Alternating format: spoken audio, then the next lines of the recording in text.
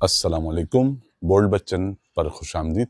एक नया आइटम आया है, वैसे तो खैर आप तवक्को करते रहें, अपने जहन को तैयार रखें कि इस मौजूदा दौर में जिसमें पाकिस्तान में हम रह रहे हैं, इसमें हर थोड़े दिन बाद एक ऐसा अनोखा आइटम पेश किया जाएगा जिसके बाद आपके तोते उड़ जाएंगे हाथों में अगर तोते हैं, वरना 14 तबक तो रोशन हो ही जाएंगे, चाहे आपके तबक जितने भी हों। अच्छा, आइटम ये आया है, मैंने अभी खबर पढ़ी है थोड़ी देर पहले, और वो सोशल मीडिया पे कहीं शेयर हुई हुई थी कि अब निकाह जो है वो निकाह खां के ज़रिए या रजिस्टर्ड निकाह खां के ज़रिए, या वो जो एक पूरा पलंदा होता है उसको भर के फिल करके और लिख के और गवाह जो, ऐसे नहीं होगा निकाह। नया कानून लाया जा रहा है जो कभी शायद पेश किया गया है, लेकिन आ जाएगा, ये मैं बता दूं आपको, चाहे जितनी भी मुखालफत हो, ये कानून आना है कि निकाह एक टैब के ज़रिए होगा जो कि मौलवी साहब के पास होगी। वो टैब, उसमें एक ऐप डली हुई होगी, वो ऐप नैब से कनेक्टेड होगी। अगर आप फाइलर या नॉन फाइलर हैं, अगर आप फाइलर हैं तो निकाह हो जाएगा, और नॉन फाइलर है तो उसका एक पूरा प्रोसीजर है फाइलर का भी। नॉन फाइलर का तो होगा ही नहीं। फाइलर का प्रोसीजर ये है कि वो दो गवाह होंगे, उनके आईडी कार्ड होंगे, वो स्कैन होंगे, फिर बायोमेट्रिक होगा, फिर निकाह खां साहब जो हैं वो रजिस्टर्ड होंगे, वो फ़ी जमा कराएंगे, ऑनलाइन पे करेंगे। उसके बाद वहाँ से ओके आएगा। इंटरनेट कनेक्शन बहुत अच्छा है पाकिस्तान में, कभी भी मसला नहीं होता। ओटीपी आ जाता है बड़े आराम से, 1 सेकंड के अंदर, कोई भी परेशानी नहीं होता। इतने लोग जो लगाते हैं वो फजूल बातें करते हैं। तो वो सब जो होगा, तो असल में मकसद जो है वो इस प्रोसीजर को लाने का, इस रूल को लाने का, इस नए कानून को लाने का मकसद ये है कि निकाह में दुश्वारी पेश की जाए। अच्छा, निकाह में दुश्वारी क्यों पेश की जाए?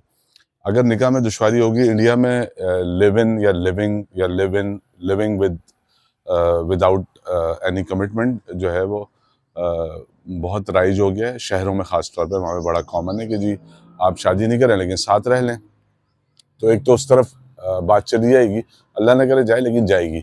जाएगी इस तरह के लोगों को निकाह इतनी बड़ी हैसियत लगने लगेगी, उन्हें इतनी मुश्किल होगी निकाह में, वो कहेंगे बगैर निकाह के रह लेते हैं, फिर लोग भी एक्सेप्ट कर लेंगे। ये सारा जो पूरा मंसूबा है ना, ये टारगेट कर रहा है सिर्फ एक चीज़ को, कि आप अपने ख़ानदान के सेटअप में, जो ख़ानदान है ना, इस सेटअप को ब्रेक कर दें।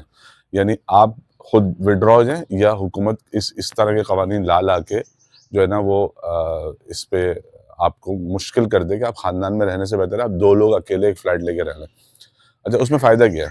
देखिए, उसमें फ़ायदा ये है कि एक मुल्क पाकिस्तान और चंद मुल्क और होंगे दुनिया में जो जेल नहीं है। बाकी अमेरिका से लेके बाकी तमाम ममालिक जिसका भी आप नाम लेंगे, सब जेलें। उसमें आपको एक लिमिटेड आज़ादी है, लिमिटेड चीज़ें करने की है। आपने बहुत सारी वीडियोज़ देखी होंगी, बहुत सारी मैं देखता भी रहता हूँ, यूट्यूब पे मौजूद हैं, जिसमें होमलेस लोग होते हैं, जो बेचारे अच्छे खासे होते हैं और घर फुटपाथ पे कहीं बैठे होते हैं और खाना नहीं खाया होता, गंदे कपड़े होते हैं, तो कोई उनसे आके पूछता है क्या हुआ था। सबकी एक ही स्टोरी होती है कि मेरा एक्सीडेंट हो गया था, या मेरी जॉब चली गई थी, या किसी भी वजह से जॉब चली गई। उसके बाद मैं जो है वो मॉर्गेज नहीं दे सका घर की, उसके बाद मैं गाड़ी की किस्त नहीं दे सका, क्रेडिट कार्ड का बिल नहीं दे सका, तो उसके बाद मेरे ये सब बैंकरप्सी हो गए। सब एक ही तरह से बाहर आते हैं। सिस्टम ये है कि जब तक आप कमाऊ बूत हैं, यानी कमा रहे हैं और हुकूमत को टैक्स दे रहे हैं, तब तक कि आप इस जेल में रहने के लिए काबिल कबूल हैं। अदरवाइज आपकी कोई मदद कर दे और तो ठीक है, हुकूमत को, अमेरिका की हुकूमत को नहीं पता कितने लोग होमलेस हैं, या लंदन में होमलेस लोग होते हैं, उनको नहीं मालूम कि होमलेस लोग कितने हैं।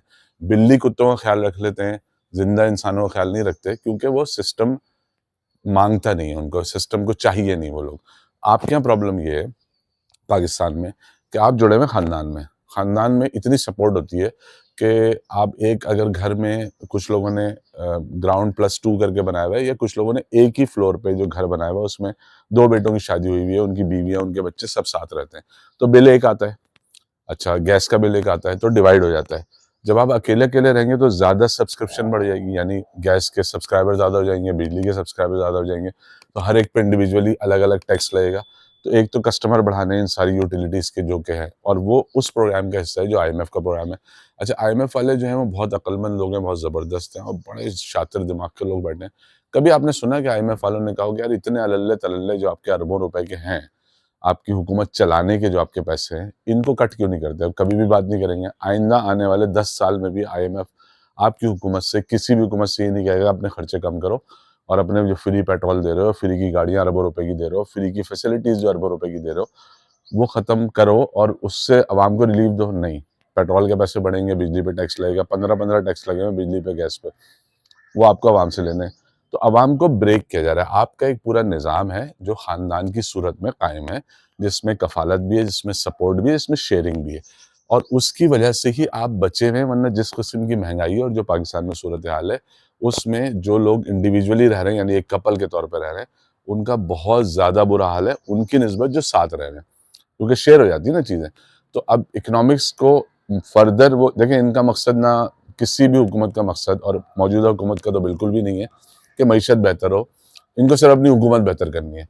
तो आईएमएफ इनको सपोर्ट करता है इस चीज़ में नहीं कि इनको पैसे दे दो और ये हुकूमत चला लें और मईशत ठीक कर लें, इसलिए कि ख़ानदान ब्रेक कर सकें और लोगों को फर्दर डिवाइड करके 2-2 के कपल में कर दें। थोड़े दिन बाद नादरा से ना वो भी खत्म हो जाएगा, खानदान नंबर भी खत्म हो जाएगा, आपका इंडिविजुअल नंबर होगा, वो कहेंगे यही आपका नंबर है, कोई खानदान-वानदान कुछ नहीं होता।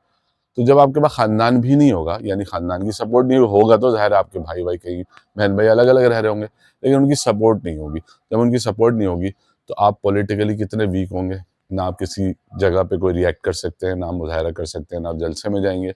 आप लग जाएँगे अपनी चीज़ें पूरी करने में, अपने काम-धंधे पूरी कर अपनी मईशत घर की सँभालने में और अपने घर वालों को पूरा महीना गुज़ारने के लिए, सर्वाइवल के लिए जो पैसे चाहिए, उनको जमा करने में आप लग जाएँगे।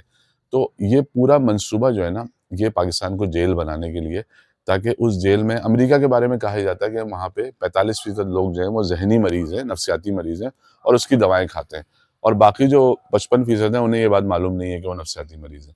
तो आप एक बड़ी-सी जेल में आपको खुशामदीद, जो जिसका नाम पाकिस्तान है, इस जेल में आपकी औकात ये होगी कि आप टैक्स पे कर सकते हैं, उसके बाद आवाज़ नहीं निकाल सकते, बोल कुछ नहीं सकते, किसी को बुरा-भला नहीं कह सकते।